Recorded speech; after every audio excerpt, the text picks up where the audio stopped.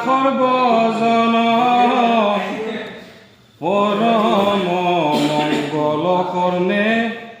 কৰায়া ভৰণ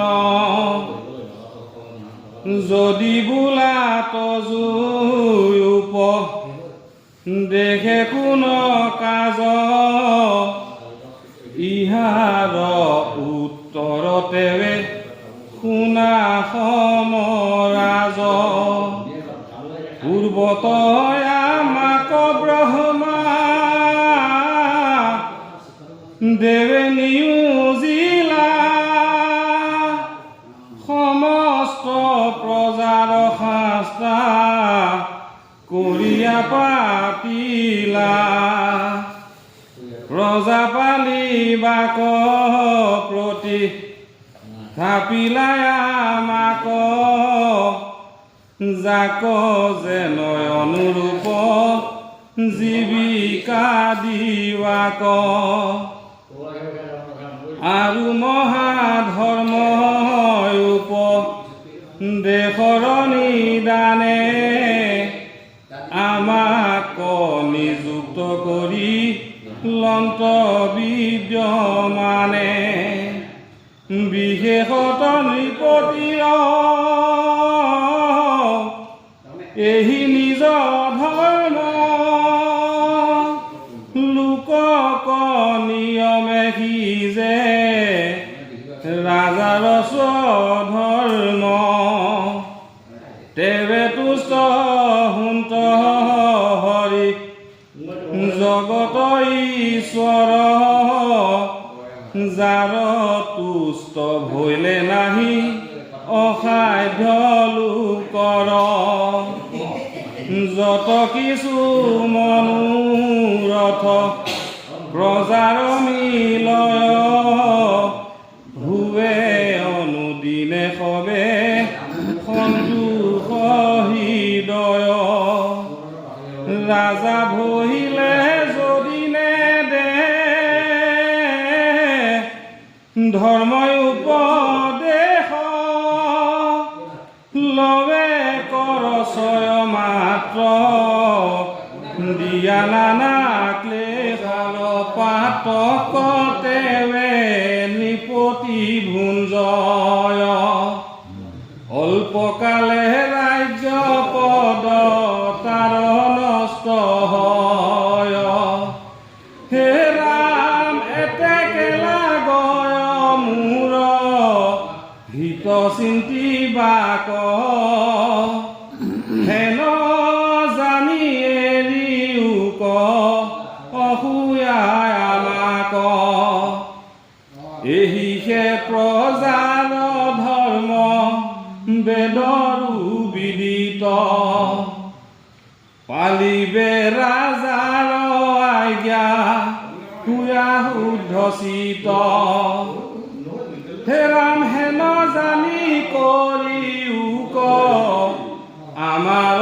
আদেশ অন্তৰ্যামী দৃষ্টি কৰি ভজাৰি শিকেশ আমি কৰিও আমাৰ পৰ লোক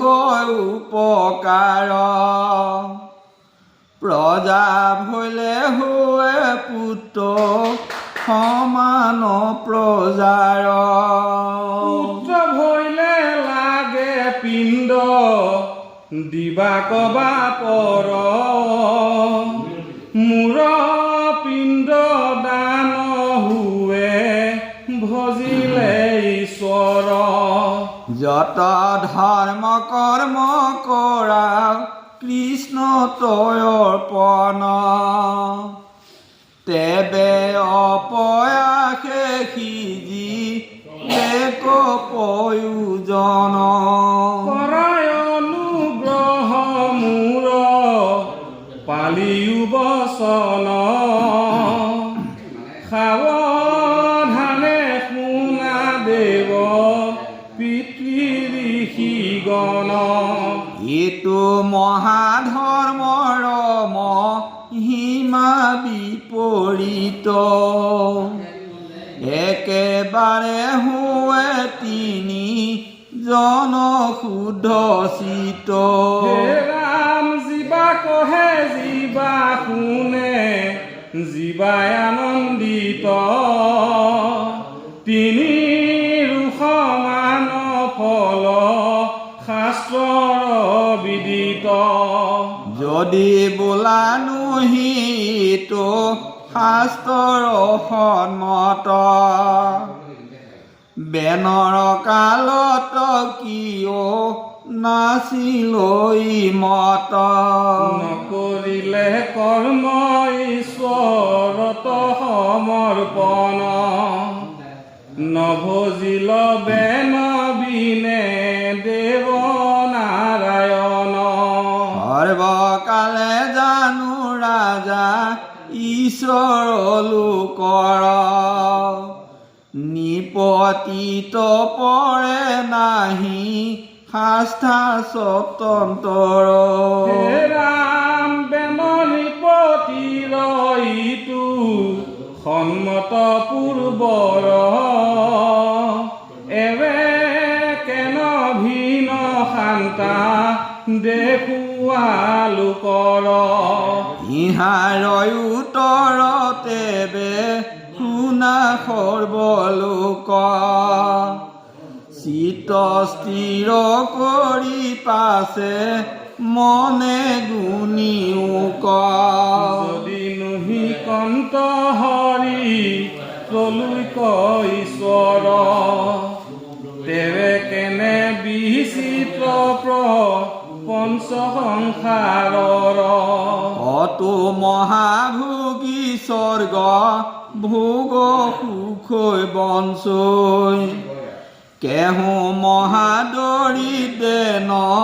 ৰকে মাত্ৰ বঞ্চৈ হে ৰাম কাৰু দিব্য শৰীৰ সুন্দৰ নিৰূপম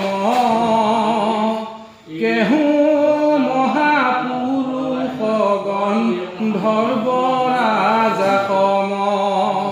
ইটো চিত্ৰ সৃষ্টি ছয়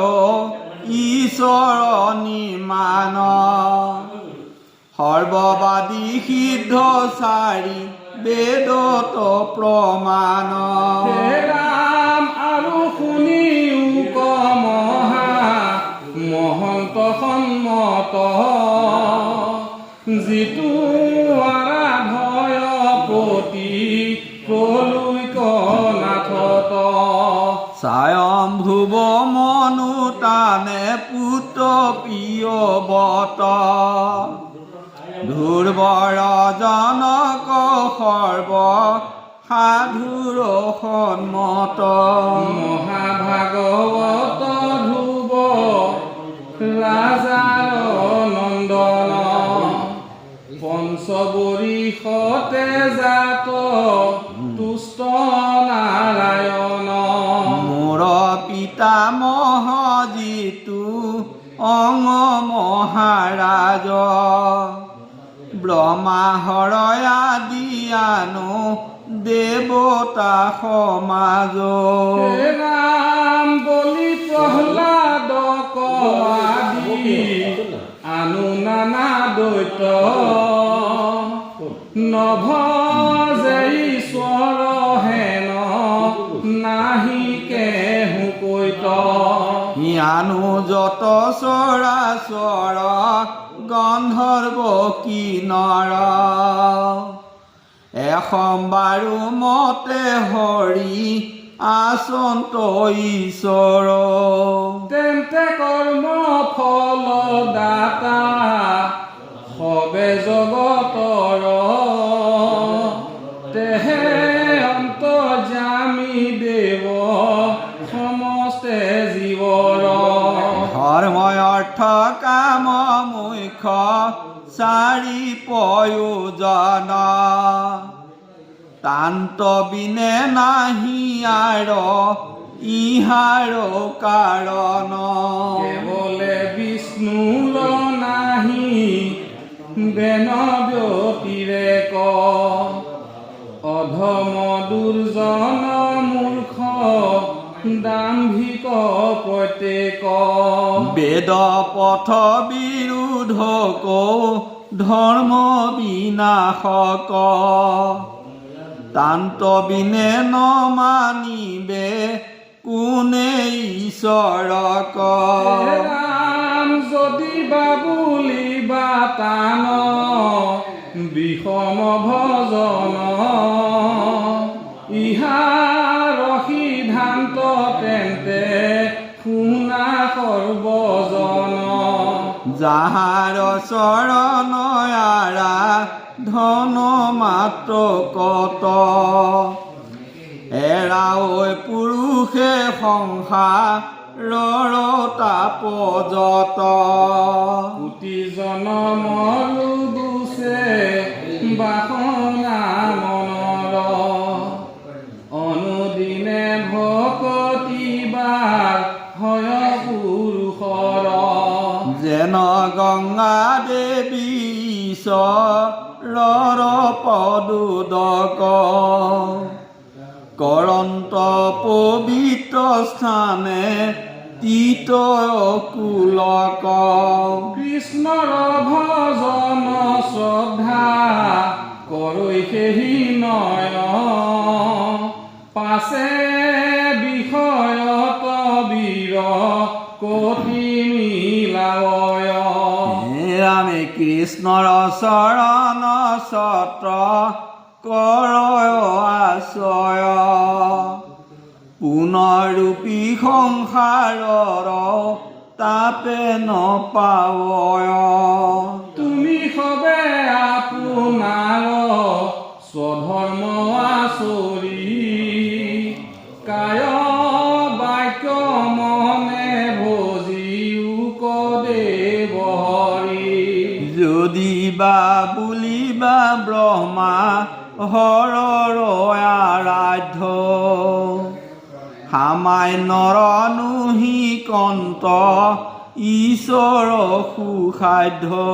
শুনিও কহোতেৱে আৰু পৰিছেদ